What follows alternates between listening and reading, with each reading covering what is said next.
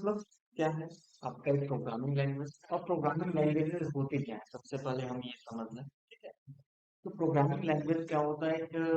एक ऐसा लैंग्वेज जिसमें हम इंस्ट्रक्शन देते हैं मशीन्स को, ठीक? लेकिन वो मशीन्स क्या होती है, डायरेक्टली कोई इंस्ट्रक्शन तो समझती नहीं है। सबसे पहले हम ये समझे प्रोग्राम क्या होता है, प्रोग्रामिंग लैंग्वेज तब हम समझेंगे। उसके बाद उसका प्रोसेस क्या होता है समझने का, कि वो कैसे अंडरस्टैंड करती हैं कि वो हमारी लैंग्वेज जो हमें इंस्ट्रक्शन दे रहे हैं जिस लैंग्वेज में, तो वो लैंग्वेज जो C++ होती है, इंग्लिश में होती है, ठीक है? और हमारा जो मशीन है वो बाइट लैंग्वेज या बाइनरी लैंग्वेज समझता है, मशीन लैंग्वेज इसको बोलते हैं, ठीक है? तो कैसे इस तरीके से ये वर्क करता है हमारा, जो हम इंस्ट्रक्शन दे पाते हैं कंप्यूटर को, ठीक है? तो एक तरह से प्रोग्रामिंग हमारा प्रोग्राम को इंस्ट्रक्शंस को बोलते हैं, ठीक है?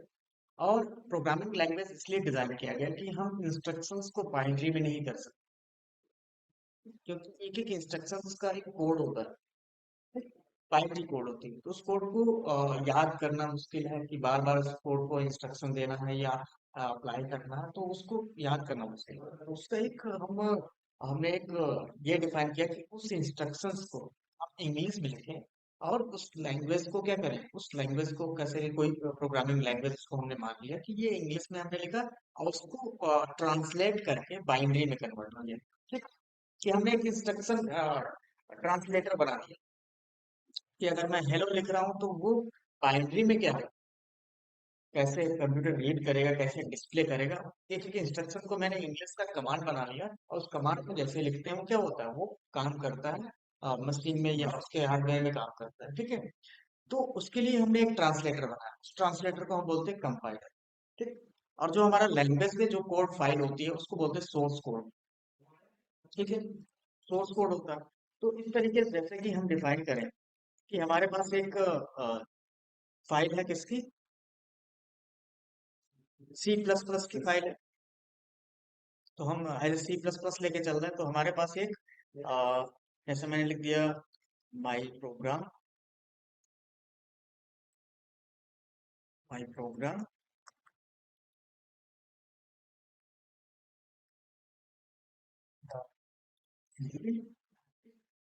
और ये हमारा फाइल। तो इसको हम क्या बोलते हैं, सीपीपी या सोर्स कोड फाइल, ठीक है? और सीपीपी एक्सटेंशन होता है, CPP is extension of the file. इसी वजह से क्या होता है, वो आइडेंटिफाई कर पाता है कि ये C++ की फाइल है, ठीक है? सी की फाइल का एक्सटेंशन डॉट सी होता है, जावा की फाइल का एक्सटेंशन डॉट जावा होता है, पाइथन का डॉट पी वाई होता है। तो जितने भी लैंग्वेज है सबका एक्सटेंशन अलग होता है। और ये डॉट के पहले जो लिखा गया है इसको बोलते हैं फाइल, ठीक है? क्लियर? तो जब भी हम कोई कोड लिखना स्टार्ट करते हैं तो पहले एक फाइल बनाते हैं, ठीक? तो फाइल एक तरह से नॉर्मली जिसके अंदर टेक्सचुअल डेटा होता है। अब वो टेक्सचुअल डेटा किस फॉर्मेट में होता है, इंस्ट्रक्शंस में होते हैं, स्टेटमेंट्स में होते हैं। जो स्टेटमेंट्स हम कंपाइल करते हैं, ये हो गया हमारा source code. Clear? This is source code file.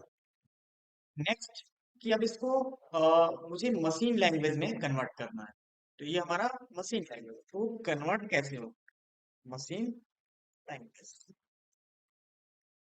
Okay?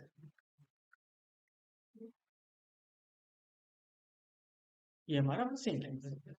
अब इसको कन्वर्ट कौन करता है, तो इसके लिए क्या होता है, एक ट्रांसलेटर होता है, कंपाइलर जिसको बोलते हैं ट्रांसलेटर। जैसे कि मैं कहूँ ये हमारा एक चाइनीज बंदा है, और ये आपका एक तमिल तमिल है, ठीक? तो उसको ना चाइनीज आती है, उसको ना तमिल आता है, ठीक? अब उसके बीच में क्या एक मीडिएटर है, ट्रांसलेटर है। अब उसकी बात उस तक पहुंचाएगा, अब वो क्या करेगा, अगर आउटपुट देना है तो फिर क्या उसको ट्रांसलेट करके फिर हमारी लैंग्वेज में देगा, रिस्पॉन्स देगा। तो इसको बोल सकते हैं क्या, इस ट्रांसलेटर को कंपाइलर बोलते हैं। अब कंपाइलर भी क्या होते हैं, टू टाइप्स के होते हैं। कंपाइलर भी टू टाइप्स के होते हैं। पहला जो ट्रांसलेटर कर सकते हैं, ट्रांसलेटर टू टाइप्स के होते हैं, एक कंपाइलर एक इंटरप्रेटर, ठीक? तो आपका C++ क्या है, इंटरप्रेटर बेस्ड है। इंटरप्रेटर का सॉरी कंपाइलर बेस्ड है। और जो कर सके, कंपाइलर और इंटरप्रेटर अलग अलग तरीके से काम करता है, दोनों काम, ठीक है? तो मैं कहूँ कंपाइलर, पहले कंपाइलर को समझ लें, कंपाइलर क्या है। तो कंपाइलर एक तरह से एक ऐसा ट्रांसलेटर है जो पूरी फाइल को ट्रांसलेट करके एज अ यूनिट उसको एक बार में चेक करता है कि कहीं में कोई गलत तो नहीं है। ठीक है। अब जैसे कोई लैंग्वेज है तो लैंग्वेज में क्या होता है, ग्रामेटिकली एरर्स होता है। ठीक है। लेकिन ये जो लैंग्वेज है, प्रोग्रामिंग लैंग्वेज है, इसमें क्या होता है, सिंटैक्टिकल एरर हो सकता है। सिंटैक्ट का मतलब कि उसमें कहीं कॉलम छूट गया, कॉमा छूट गया, कहीं सेमीकोलन छूट गया, कहीं curly braces starting and closing छूट गई। तो ये क्या होता है, उसको हम बोलते हैं सिंटैक्स टैक्टिकल एरर। ठीक है, जिसमें सिंटैक्स गलत लिखते हैं या तरीका गलत लिखते हैं उस तरीके से। तो हम रूल्स को जब फॉलो नहीं करते तो उसके तरह से क्या होता है, वो आपका एक तरह से मिसिंग हो जाता है। कंपाइलर क्या होता है कि अगर कहीं एक डॉट भी मिसिंग होगा तो कंपाइलर क्या करता है, पूरी फाइल को करता है कि पूरी फाइल गलत है। ठीक। तो वो एज ए यूनिट पूरे सोर्स कोड को एज ए यूनिट डिफाइन करता है। और जब पूरा कोड सही होगा तब जाकर उसको क्या किस में कन्वर्ट करता है, मशीन लैंग्वेज में। ठीक है। तो ये मशीन लैंग्वेज में जब कन्वर्ट करता है तो ये आपका आया यहाँ से रिक्वेस्ट। ठीक।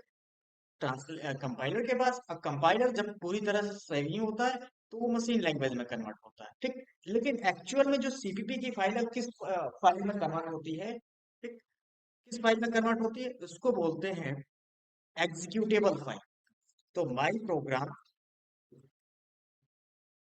डॉट ई एक्स ई नेम से वो फाइल एक और फाइल बन जाती है जो क्या होती है, विंडोज एग्जीक्यूट हो सकती है। मतलब एक बार जब वो बन गई तो उसको बार बार हम रन करा सकते हैं, डिस्प्ले करा सकते हैं। तो ये मशीन जो लैंग्वेज होती है, सॉरी यहाँ पे हमने छोड़ दिया है।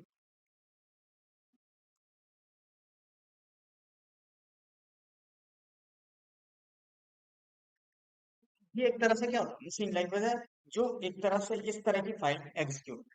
ईएक्सी फाइल क्या होता है, डायरेक्ट ऐसा इंस्ट्रक्शन है जो क्या होता है, डायरेक्ट एग्जीक्यूट होता है और डायरेक्ट रन होता है। ठीक। तो उस इंस्ट्रक्शन को हम ईएक्सी एग्जीक्यूटेबल फाइल में कन्वर्ट कर लें। ठीक, इस तरह से।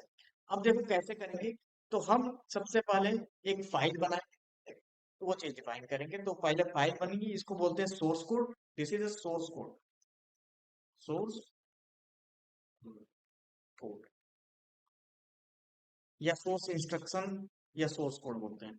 ये हमारा सोर्स कोड होता है। अब इस सोर्स कोड को ट्रांसलेट किया, मशीन लैंग्वेज में आया, और मशीन लैंग्वेज मींस आपका एक एग्जीक्यूटेबल फाइल बन जाता है, एक अलग फाइल बन जाएगी, उसको हम एग्जीक्यूट कर सकते हैं। ठीक है। हाँ, EXE क्या होता है, जैसे कि मैं विंडोज के सॉफ्टवेयर की बात करूं तो मोस्टली क्या होता है, उसमें जो फाइल रन करती है ना वो EXE एक्सटेंशन में ही होती है। ठीक है। अब जैसे कि मैं कहूँ एंड्रॉइड की जो फाइल होती हैं वो किस में होती हैं, तो वो एपीके होता है। तो सबका अलग अलग एक्सटेंशन होता है अलग अलग ऑपरेटिंग सिस्टम में। ये विंडोज की होती है। ठीक है। तो विंडोज पे अगर रन कराओगे तो आपका किस में होता है, EXE डिफाइन करेगा। क्लियर। तो ये आपका सोर्स कोड। वैसे ही जितने भी लैंग्वेज, अब मैं जावा का अगर डिफाइन करूँ तो जावा का फाइल जो होता है डॉट जावा होता है। लेकिन उसको अगर कंपाइल करूं तो उसकी फाइल क्या होती है, डॉट क्लास करके बनती, EXE नहीं बनती। क्यों? क्योंकि उसका इन्वायरमेंट क्या होता है, वो केवल जावा इन्वायरमेंट या जिसको जेवीएम बोलते हैं, जावा वर्चुअल इन्वायरमेंट में ही रन हो सकता है वो। ठीक है। तो उसकी जो फाइल होती है डॉट क्लास होती है, और वो हम किस पे रन करा सकते हैं, जावा के कमांड के ही थ्रू रन करा सकते हैं, डायरेक्टली नहीं रन करा सकते। और ये जो EXE फाइल है डायरेक्ट एग्जीक्यूट हो सकती है, एग्जीक्यूटेबल फाइल इसको बोलते हैं। EXE is executable file in Windows. हाँ, डायरेक्ट रन करा सकते हैं। क्लियर। तो ये एक तरह से क्या होता है हमारा काम। देन तो इन सब का हमारा क्या, क्रॉस प्लेटफॉर्म, किसी भी प्लेटफॉर्म मतलब किसी भी ऑपरेटिंग सिस्टम में हम उसको यूज कर सकते हैं, उसको प्रोग्राम कर सकते हैं। जैसे कि मैं कहूँ, मैं अगर विंडोज यूज कर रहा हूँ तो विंडोज में भी उसको चला सकता हूँ, उस पर काम कर सकता हूँ, उस पर प्रोग्रामिंग कर सकता हूँ। फिर मैं अगर लिनक्स की बात करूँ तो लिनक्स में भी प्रोग्रामिंग कर सकता हूँ, मैक ओएस में भी कर सकता हूँ। ठीक। सॉलिड, जितने भी आपके ऑपरेटिंग सिस्टम है सब में मैं उसमें काम कर सकता हूँ। नहीं। और ये कर सके हाई परफॉर्मेंस एप्लीकेशन बनाने के लिए यूज किया जाते हैं। ठीक। सी प्लस प्लस किसने डेवलप किया है, विजन स्टोरटेप्स ने डेवलप किया था। इसका एक्सटेंशन मींस कि ये किस लैंग्वेज का एक्सटेंशन है या एडवांस वर्जन है, सी का। ठीक। तो सी का ही एक अपग्रेडेड वर्जन है। सी में क्लास में ऑब्जेक्ट्स नहीं होते थे, तो इसमें क्या किया, क्लास और ऑब्जेक्ट के साथ और भी फीचर्स को ऐड किया। ठीक है, इसको हम सी प्लस प्लस बोलते हैं या सी विद क्लासेस बोल सकते हैं। ठीक है, इसमें कुछ और फीचर्स ऐड किए गए जिसको हम सी प्लस प्लस को बोल सकते हैं कि सी प्लस प्लस क्या है, ऑब्जेक्ट ओरिएंटेड प्रोग्रामिंग। ठीक, सी आपका ऑब्जेक्ट ओरिएंटेड नहीं है। ठीक, तो जब हमको रिक्वायरमेंट पड़ी ऑब्जेक्ट ओरिएंटेड प्रोग्रामिंग की, तो हमने सी को एक्सटेंड करके सी प्लस प्लस में कन्वर्ट कर लिया, उसके एक्सटेंडेड वर्जन को कह सकते हैं, तो एक्सटेंशन ऑफ सी लैंग्वेज। और ये एक तरह से क्या होता है, ये आपके प्रोग्रामर्स को एक तरह से ये प्रोवाइड करता है कि वो हाई लेवल एक सिस्टम डिफाइन कर सकें, रिसोर्सेज और मेमोरीज को यूज कर सकें एक प्रोग्रामिंग के थ्रू। तो ये आपको फैसिलिटीज मिलती है। ठीक, तो आते हैं क्यों हम यूज करते हैं, इसका फीचर क्या है, इसमें क्या क्या फीचर्स है, किस तरह की प्रोग्रामिंग कर सकता है। तो it is to operating system, इन ऑपरेटिंग सिस्टम के लिए प्रोग्रामिंग कर सकते हो। जीयूआई मतलब कि आप ग्राफिकल यूजर इंटरफेस एक एप्लीकेशन बना सकते हैं जिसको डेस्कटॉप एप्लीकेशन भी बोलते हैं। डेस्कटॉप एप्लीकेशन मीन्स जैसे कि आपको अगर डेवलप करना है एक लाइक सॉफ्टवेयर, ठीक, वर्ड, नोटपैड, इस तरह के एप्लीकेशंस, फोटोशॉप। ठीक, तो ये सब के एप्लीकेशंस क्या है, ये विंडोज एप्लीकेशंस हैं या जीयूआई एप्लीकेशन इसको बोलते हैं। ठीक है, तो जो ऑफलाइन आपका सिस्टम में चलते हैं वो उसको हम जीयूआई एप्लीकेशन बोलते हैं या डेस्कटॉप एप्लीकेशंस बोलते हैं। ठीक, और ये एक तरह से क्या है, ऑब्जेक्ट ओरिएंटेड प्रोग्रामिंग लैंग्वेजेस। ठीक, which gives a clear structure to program and allow code to be reused, lowering development cost, कम से कम कॉस्ट में वो आपका कंप्लीट हो जाता है, फास्ट डेवलपमेंट होता है, क्योंकि हम जब ऑब्जेक्ट ओरिएंटेड प्रोग्रामिंग लैंग्वेज को यूज करते हैं तो कम से कम किसी भी चीज को, रिसोर्सेज को हम रीडायरेक्ट ना करके हम दोबारा उसको रीयूज कर लेते हैं। ठीक है, तो ये रीयूजेबिलिटी प्रोसेस की वजह से क्या होता है, फास्ट डेवलपमेंट होता है और कम से कम कॉस्ट इसमें लगता है। ठीक है, इसीलिए हम इसको यूज करते हैं। Then, अब इसको इंस्टॉल करने के लिए सबसे पहले हमको क्या, इसका इन्वायरमेंट चाहिए। ठीक, तो इन्वायरमेंट में हम मिंजी डब्ल्यू करके एक आपका कह सके कंपाइलर आता है, उसको इंस्टॉल कर सकते हो। ठीक है, यहाँ पे आप देख सकते हो मिंजी डब्ल्यू, तो यहाँ पे जाओगे इसकी वेबसाइट पे, तो यहाँ पे आपको ये मिल जाएगा। ठीक, 64, हाँ, अब देखिए यहाँ पे, हाँ, यहाँ से भी कर सकते हो। ठीक, और यहाँ पे आपका दिया हुआ ये MS, तो यहाँ से आप चीजें इंस्टॉल कर सकते हो। तो यहाँ पे डाउनलोड का दिया हुआ, ये आपका EXE फाइल दिया हुआ, डाउनलोड द इंस्टॉलर, इंस्टॉलर को डाउनलोड करोगे, ये प्रोसेस दिया हुआ कैसे कैसे इंस्टॉल करना है आपको। ठीक, वो सिस्टम में इंस्टॉल हो जाएगा। तो ये एक तरह से आपको क्या है, एक प्रोसेस एक तरह से पूरा वो इंस्टॉल करके आपको डिफाइन कर देता है। ठीक, तो जब ये इंस्टॉल कर लोगे तो आपके सिस्टम में क्या होगा, सी ड्राइव में जाकर चेक करोगे तो सी ड्राइव में एक आपको एक फोल्डर मिलेगा सी ड्राइव में, ये देखिए मिनजी ड्राइव। अब इसमें क्या होता है कि जो कंपाइलर होता है, कंपाइलर की जो कमांड होती है वो कहाँ पे सेव होती है, बिन में। ठीक, तो बिन में जाओगे तो यहाँ पे जी प्लस प्लस और GCC दो फाइल मिली है, तो हम जी प्लस प्लस यूज करते हैं। ठीक है, GCC सी के लिए होता है और G plus plus C plus plus के लिए होता है, ये सी प्लस प्लस का कंपाइलर कमांड है। अब इसको आपको इन्वायरमेंट में सेटअप करना होगा। इन्वायरमेंट का मतलब कि जब तक हम इसको, इस कंपाइलर का पाथ अपने कमांड में नहीं सेट कर देंगे, उसका पाथ सेट करना पड़ता है, उसको पाथ सेट करना पड़ता है। तो सबसे पहले हम क्या करते हैं, पाथ सेट करते हैं। तो हम पाथ कैसे सेट करते हैं, यहाँ पे इन्वायरमेंट, सिस्टम इन्वायरमेंट वेरिएबल्स में जाएंगे, इन्वायरमेंट वेरिएबल में आएंगे और यहाँ पे पाथ पहले से एक बना हुआ है, एडिट करेंगे। और इसमें देखिए सी प्लस प्लस का, जैसे बहुत सारे मैंने यहाँ पे सेट कर रखे हैं, तो यहाँ पे मिनजी डब्ल्यू का भी सेट कर रखा होगा मैंने, अगर नहीं होगा तो आप सेट कर सकते हो। तो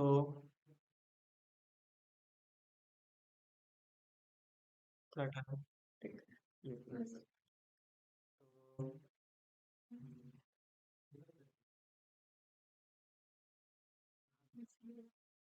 इसको लाइन फिर ये मिनजी डब्ल्यू, देखिए यहाँ पे आपको, अगर यहाँ पे आपने नहीं सेट कर रखा है तो उस लोकेशन को कॉपी करेंगे, न्यू पे जाएंगे, पेस्ट करेंगे और ओके कर लेंगे। ठीक है, क्लियर। तो यहाँ पे मैंने पहले से सेट कर रखा है, उसका लोकेशन डाल रखा है। ठीक है, जिससे क्या होता है कि कमांड प्रॉम्प्ट पे वो ऑटोमेटिक आ जाता है। ठीक है, आ जाता है कि आप उस कमांड को यूज कर सकते हो G++ को। कैसे?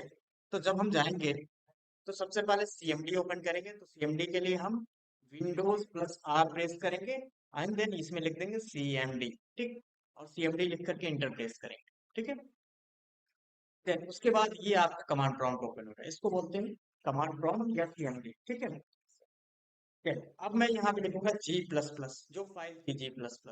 ठीक, और उसके बाद चेक करूंगा मैं वो इंस्टॉल है या नहीं, तो यहाँ पे मैं लिखूंगा _वर्जन। तो देखिए यहाँ पे क्या है, उसने उसका वर्जन यहाँ पे आइडेंटिफाई कर दिया कि 9.2.0 है, और ये पूरा उसकी इंफॉर्मेशन आ गई कि ये अब इंस्टॉल है हमारा। तो ये पाथ हमने जो सेट किया उसकी वजह से ये आ रहा है कि अब इस कमांड को लिख सकता हूँ। ठीक है, ठीक है। तो ये तरीका होता है इंस्टॉल करने का। अब इसको इंस्टॉल करने के बाद क्या करते हैं आप, कोई आईडी जिसको एडिटर बोलते हैं वो इंस्टॉल करेंगे। कंपाइलर इंस्टॉल हो गया।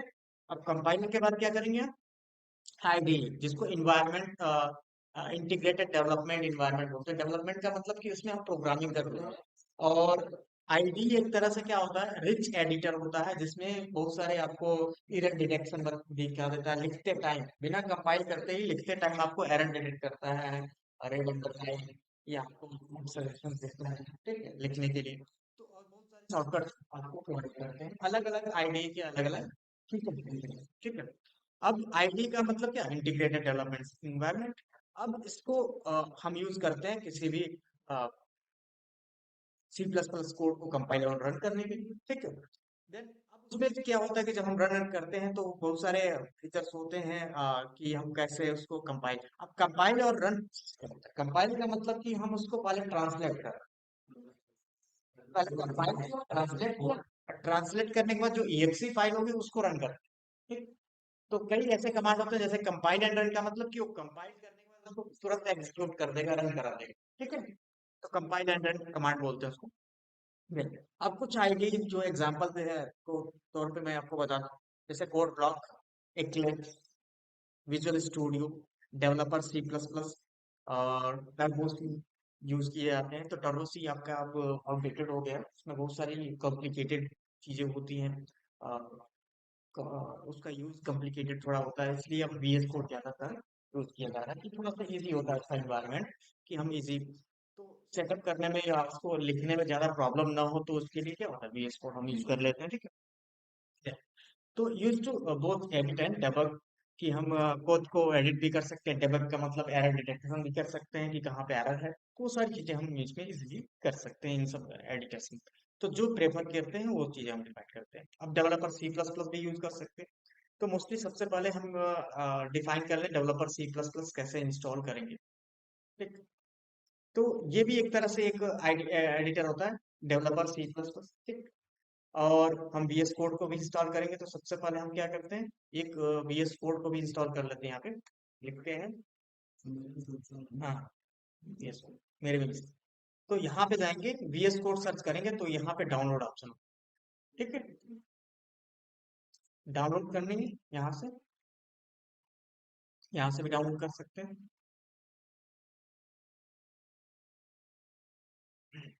अब ये डाउनलोड स्टार्ट हो जाएगा आपका, और ये मैं लोकेशन चूज कर लेता हूँ, डेस्कटॉप पे मैं डाउनलोड कर रहा हूँ, इससे इजीली हमको मिल जाएगा। ये हो गया हमारा डाउनलोड।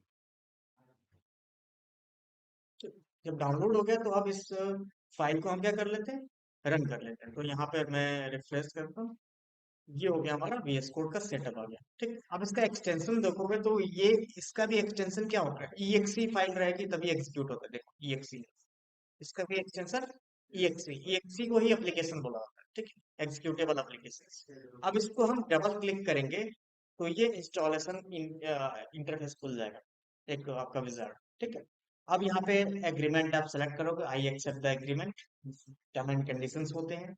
देन नेक्स्ट, फिर अब कह रहा है कि यहाँ पे ओपन विथ, ये सब है, रजिस्टर्ड पाथ, ये सारी चीजें हैं, तो ये फीचर्स हैं।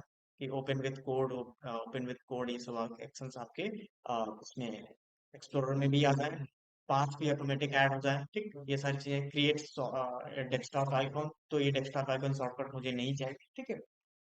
And then next and then install. तो पहले से का जो इंस्टॉल होगा ओल्डेस्ट वर्जन, उसको रिप्लेस करके एक नया वर्जन।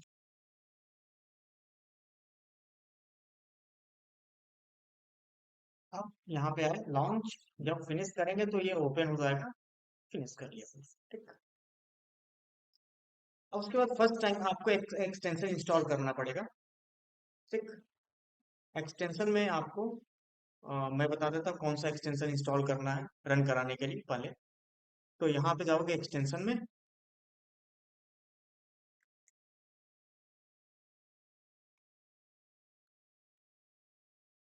तो C++ रनर ये इंस्टॉल कर लेना आप, ठीक है।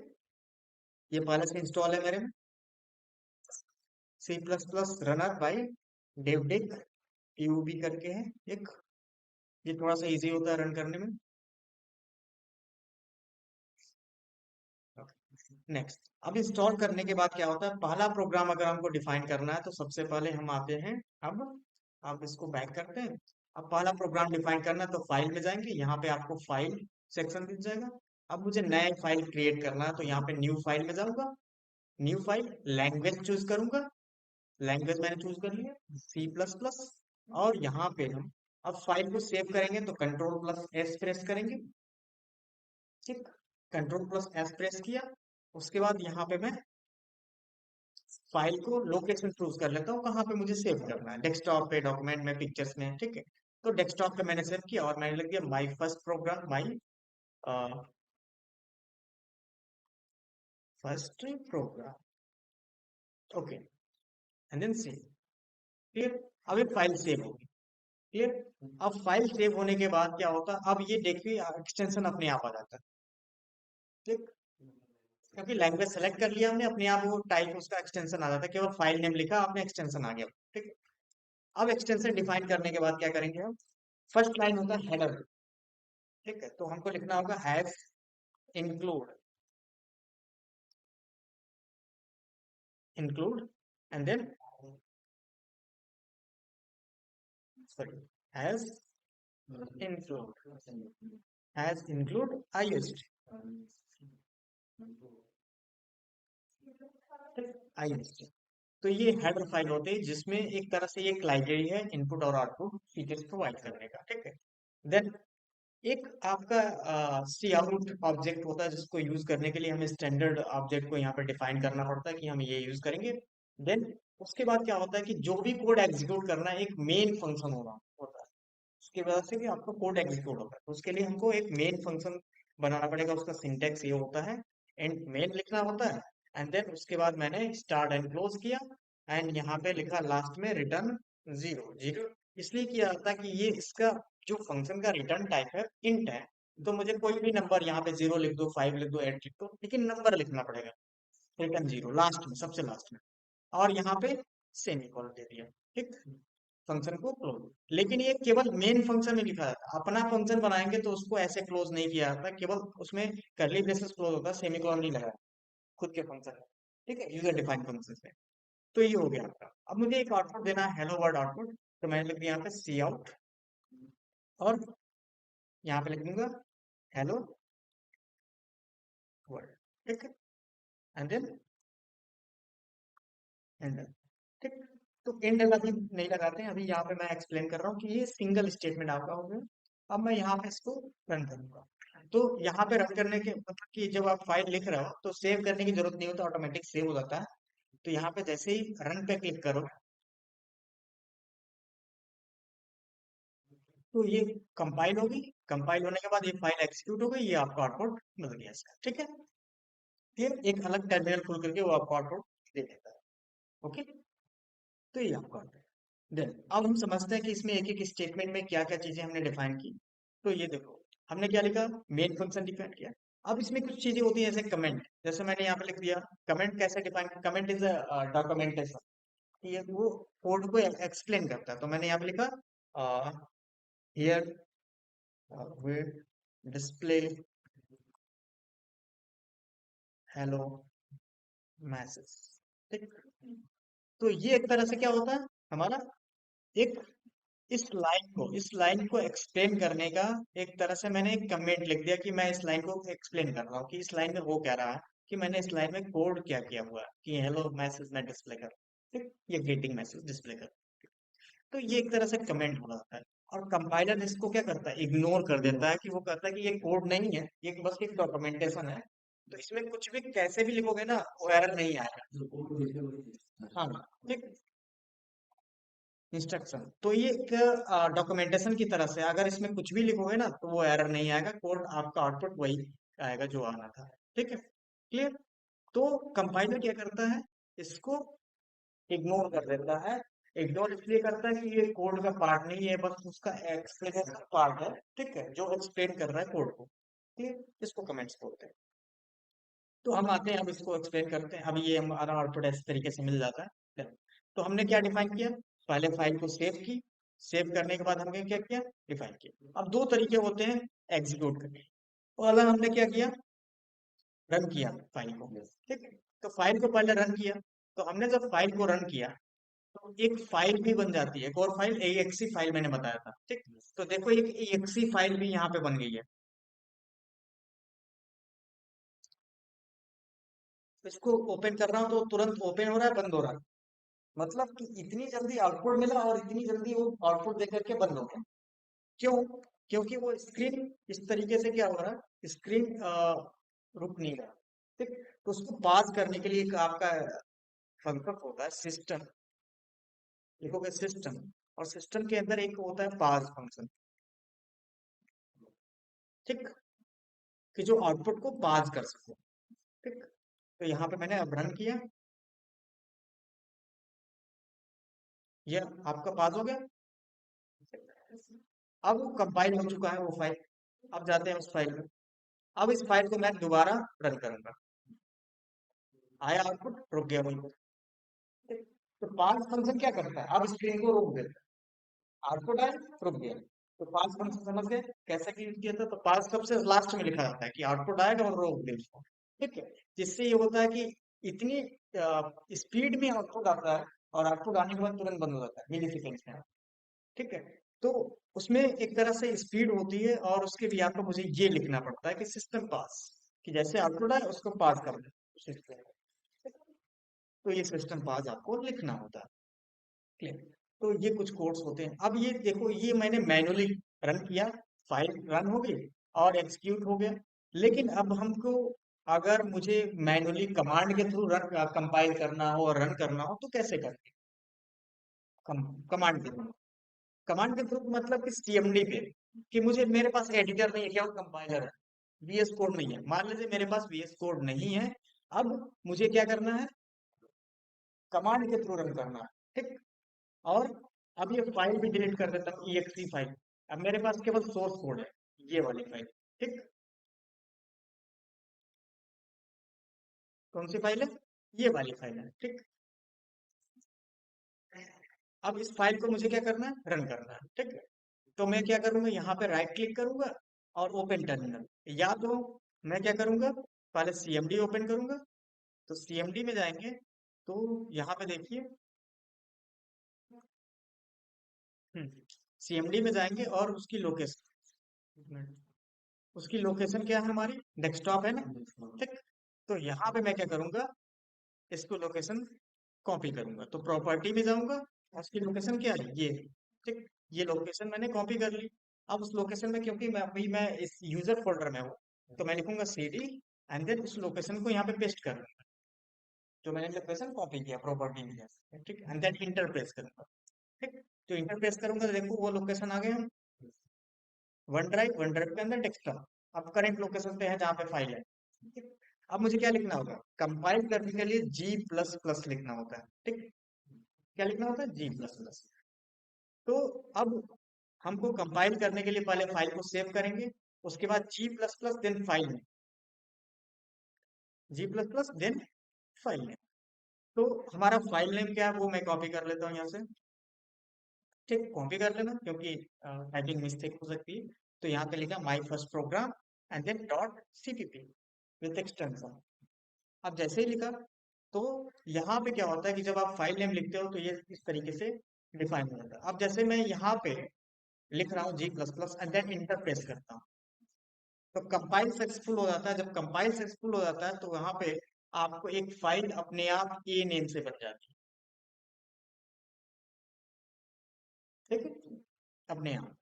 उसको ओपन करने के लिए बस मुझे लिखना होता है ए। आगे आपको, ठीक। तो ये कमांड के थ्रू है, बिना एडिटर के, ठीक। तो ऐसे भी आप कर सकते हो, अगर आपके पास एडिटर नहीं है, केवल कंपाइलर इंस्टॉल कर रखा है, तो ऐसे भी आप कर सकते हो। लेकिन क्या होता है, इसमें बहुत टाइम लगता है, इसलिए हम एडिटर का यूज करते हैं और हमारा बस एक बटन क्लिक किया हो गया execute। लेकिन ये भी आना चाहिए आपको कि कमांड के थ्रू कैसे हम डिफाइन करते हैं। क्लियर? अब देखो यहाँ पे अपने आप ए नेम से फाइल बन रही है। अब मुझे क्या करना है कि उस फाइल को मैं चाहता हूँ कि उसी नेम से या किसी और नेम से, अपने कस्टम नेम से क्या कर सकें, बना सकें, ठीक है। ठीक है, अब मुझे क्या डिफाइन करना है, जी प्लस प्लस लिखेंगे। अब उस फाइल को किस नेम से ओपन करना है, तो मैंने लिख दिया यहाँ पे माई प्रोग्राम था ना, my first program, my first program, ठीक। और फाइल का नाम भी माई। अब जरूरी नहीं है सेम नेम से रहे, कि आपका जो फाइल नेम है ये आप अपने हिसाब से दे सकते हो कि आपको किस नेम से, तो आपको किस नेम से फाइल बनानी है कि जो ट्रांसलेट होकर के आए फाइल, वो प्रोग्राम डॉट एक्सी करना है, ठीक है। और फाइल नेम जो है वो तो लिखना ही पड़ेगा, ठीक। तो मैंने लिख दिया my first program, first program. तो इससे ये होगा कि आपका जो बाय डिफॉल्ट ए नेम से फाइल बन, अब उस नेम से नहीं बनेगा, आपके यूज आप प्रोग्रामर खुद डिफाइन कर सकते हैं कि उस किस नेम से वो फाइल बना करके आपको दे। तो यहाँ पे लिखना होगा ओपन दिस फाइल, दैट वो क्या होगा, ओपन होगा, ओपन का कमांड होता है कि पहले इसको कंपाइल करे, देन उसके बाद क्या होगा, इस नेम से उसको ओपन करना, ठीक है। एंड देन यहाँ पे अब रन कर, ठीक है। अब लिखूंगा मैं केवल प्रोग्राम, आगे आउटपुट। अब वो फाइल किस नेम से बन गई, प्रोग्राम नेम से। अब यहाँ पे जाकर देखोगे, रिफ्रेश करोगे, तो देखो ये अब ये नेम से नहीं, ये तो पुराना वाला फाइल है वो जो ट्रांसलेट हुआ था, प्रोग्राम नेम से फाइल है, ठीक है, सेम एस। तो हम ऐसे भी डिफाइन कर सकते हैं, क्लियर।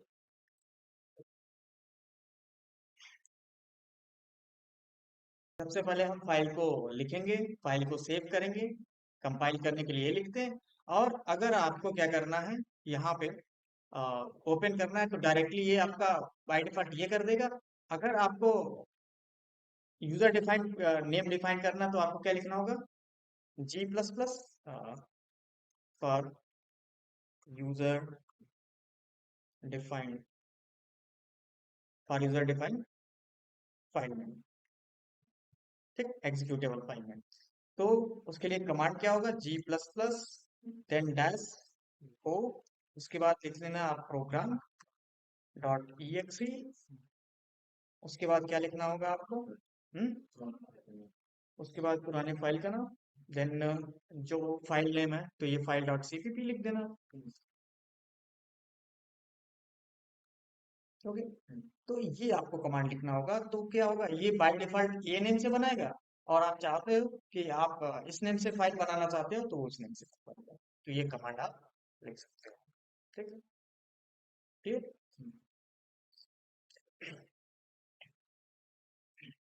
अब आते हैं, हम समझते हैं कि सिंटेक्स क्या होता है, सिंटेक्स कैसे डिफाइन करना है हमको, ओके।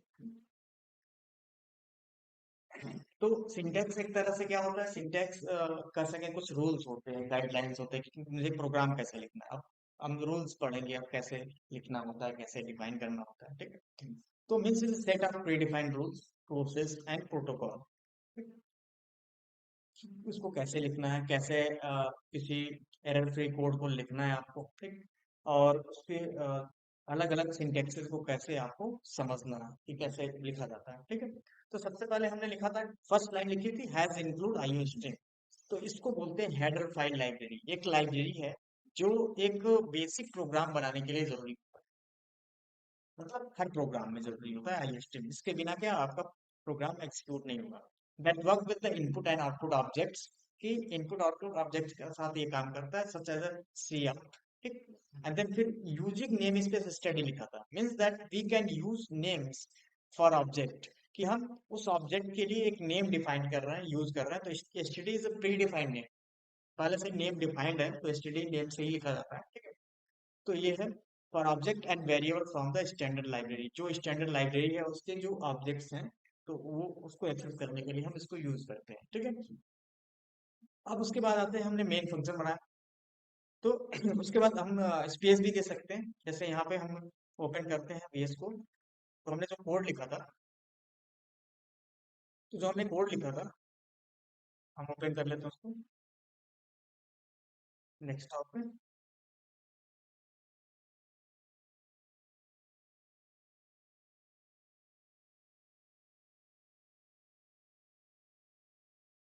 मैं फर्स्ट प्रोग्राम, तो जो हमने कोड लिखा था ये लाइन स्पेस में है। अब इसमें कोई जरूरी नहीं है कि आप एक लाइन दो या दो लाइन, वो इग्नोर कर देता है काम। सिंटैक्स तो सही है, एक ज्यादा स्पेस लाइंस हो गए तो उससे कोई फर्क नहीं पड़ेगा, ठीक प्रोग्राम का। तो अगर एक स्पेस है स्टैंडर्ड के बाद, तो ये क्या होता है, ये रीडेबल हो जाता है कि हाँ भाई ये दोनों लाइब्रेरीज हैं, ये स्टैंडर्ड लाइब्रेरी ऑब्जेक्ट डिफाइन किया गया है। उसके बाद हमने यहाँ से एक लाइन छोड़ करके मेन फंक्शन, इससे क्या होता है, प्रोग्राम आपका रीडेबल होता है। तो ये चीज क्या होती है कि अगर ब्लैंक लाइन है तो कंपाइलर उसको इग्नोर कर देता है एज अ व्हाइट स्पेस समझ करके। व्हाइट का मतलब जो ब्लैंक स्पेस को व्हाइट स्पेस बोलते हैं प्रोग्रामिंग टर्म में। Then but we use it to make the code more readable. इससे क्या होता है, आपका कोड रीडेबल होता है, दो कोड लिखते हैं, एक ब्लॉक ऑफ कोड को एक साथ लिखते हैं, फिर स्पेस देते हैं, फिर ठीक। इससे कोड आपका रीडेबल हो जाता है। देन उसके बाद आप देखते हो जितने भी प्रोग्राम बनाओगे उसमें मेन फंक्शन होगा, ठीक है। तो इंट मेन क्या होता है, this is called a function, इसको फंक्शन बोलते हैं या मेथड बोलते हैं। तो एनी कोड इनसाइड इट्स करली ब्रेसेस, कि करली ब्रेसेस स्टार्ट किया और क्लोज किया, तो उसके अंदर जो भी कोड लिख रहे हैं वो वही एग्जीक्यूट होगा। अगर उसके बाहर कोई कोड लिखा वो एग्जीक्यूट नहीं होगा, ठीक। अब उसके बाद हमने क्या लिखा, सी आउट लिखा, तो उसको प्रोनाउंस क्या करते हैं, सी आउट करते हैं। इज एन ऑब्जेक्ट, ये क्या एक प्री डिफाइंड ऑब्जेक्ट है जो इस नाम से बना हुआ है हमारी लाइब्रेरी में, किसमें, स्टैंडर्ड लाइब्रेरी, जो एसटीडी यूजिंग में करते हैं, ठीक है। तो ये क्या होता है, ये एक तरह से हमारा डिफाइन करता है। अब इसको किसके साथ यूज करते हैं, सी आउट इंसर्शन, एक स्ट्रीम इंसर्शन ऑपरेटर होता है जिसको हम डबल लेस देन बोल सकते हैं नॉर्मली। तो इसको क्या बोलते हैं, स्ट्रीम इंसर्शन ऑपरेटर बोलते हैं, जो आउटपुट या कोई भी प्रिंटिंग स्क्रीन पर प्रिंट करने के लिए मुझे यूज करना होता है, ठीक। तो ये चीज है सी आउट, इसको इंसर्शन स्ट्रीम इंसर्शन ऑपरेटर के साथ यूज किया जाता है। देन रिटर्न लिखा जाता है।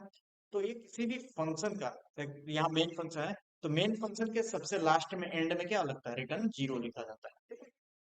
क्लियर, हाँ जीरो रिटर्न जीरो, ठीक है।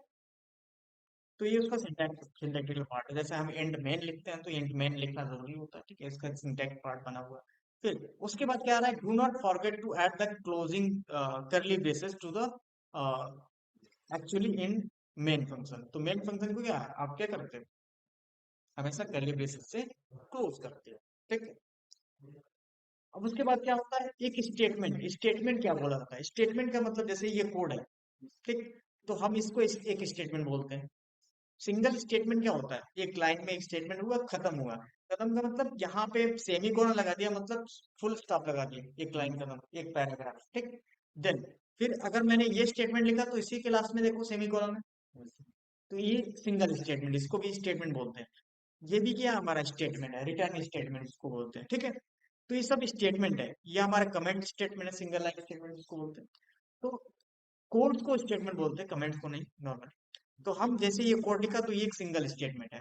और इसका रूल क्या होता है कि every C plus plus statement ends with semicolon. जैसे हम किसी लैंग्वेज फुल स्टॉप या पाइप डिफाइन करते हैं, उसी तरीके से हम यहाँ पे सेमीकोलन से उसको फिनिश कर देते हैं कि ये हमारा स्टेटमेंट कंप्लीट हो, ठीक है। तो ये भी एक तरह से लैंग्वेज होता है, तो इसमें भी फुल स्टॉप की तरह से सेमीकोलन लगाया जाता है स्टेटमेंट क्लोज करने पे। अब आते हैं हेडर फाइल्स, क्या क्या होते हैं components of program. Header file, name space, comments. तो कमेंट्स में दो तरह के कमेंट्स हम पढ़ेंगे, सिंगल लाइन कमेंट जो डबल स्लैश करके यूज किया गया। अगर मल्टी लाइन कमेंट्स है तो मल्टी लाइन कमेंट्स कैसे यूज किया जाता है, ऐसे स्टार्ट, और यहाँ पे तो ये दोनों कोड क्या हो गए, एज ए कमेंट हो गए, और मैं जब रन कराऊंगा तो मुझे कोई आउटपुट नहीं मिलेगा।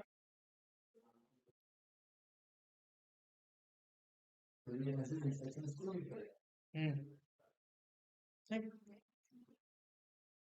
तो वो क्या है, अब इसको इग्नोर कर गया, अब आउटपुट भी नहीं मिलेगा। ठीक है, तो जिसको कमेंट करते हैं जिस कोड को, वो भी क्या होता है, अब इग्नोर कर दिया जाता है कंपाइलर के। ठीक।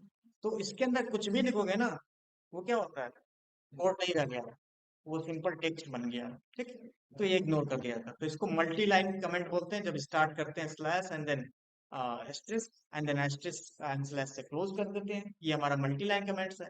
देन उसके बाद आता है आपका द मेन फंक्शन। तो मेन फंक्शन हमने डिफाइन किया कि वो के अंदर कुछ भी लिखोगे तो वो एग्जीक्यूट होगा, तो एग्जीक्यूशन वहीं से स्टार्ट होता है, कंपाइलेशन फर्स्ट लाइन से होता है। ठीक है, देन उसके बाद प्रिंट स्टेटमेंट, तो हमने सी आउट यूज किया प्रिंटिंग के लिए। देखिए, फिर टोकन्स होते हैं, टोकन्स में इसको कीवर्ड बोलते हैं, जैसे इंट एक कीवर्ड है, मेन एक कीवर्ड है आपका। ठीक है, रिटर्न एक कीवर्ड है। ठीक, तो ये जो यूज कर रहे हैं सब क्या है, हमारे कीवर्ड्स हैं। आइडेंटिफायर, तो आइडेंटिफायर एक तरह से क्या होता है, जैसे कि मैं कहूँ किसी फंक्शन का नाम लिख रहे हैं, किसी वेरिएबल का नाम हम लिखते हैं, किसी ऑब्जेक्ट या किसी क्लास का नाम अगर हम लिख रहे हैं, उसको आइडेंटिफायर बोलते हैं। ये आगे हम डिस्कस करेंगे इसके बारे में। उसके बाद क्या होता है, कांस्टेंट होते हैं।